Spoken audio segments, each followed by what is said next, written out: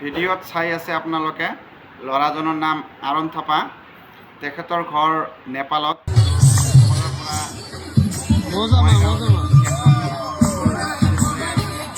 আৰু মেচখনৰ বিৰতিৰ সময়ত ৰাজবংশী জনগোষ্ঠীৰ যি কুচান নৃত্য আছিল আৰু সেই নৃত্য পৰিৱেশন হৈ আছিল আৰু সেই নৃত্য চাই তেখেতে মোহিত হৈ গৈছিল।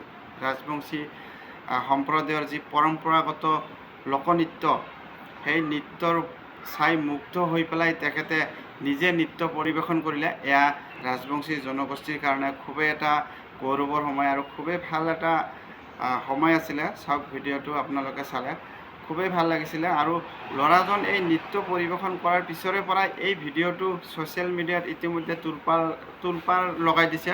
লগে লগে ভিডিঅ' ভাইৰেল হৈ গৈছে আৰু ল'ৰাজনৰো ইতিমধ্যে ফলোৱাৰ্ছ দ্ৰুত গতিত বাঢ়ি আছে। খুবেই ভাল লাগিলে। আপোনালোকেও ভিডিঅ'টো শ্বেয়াৰ কৰি দিব আৰু আমাৰ ৰাজবংশী জাতিৰ কাৰণে এয়া খুবেই এটা গৌৰৱৰ মুহূৰ্ত।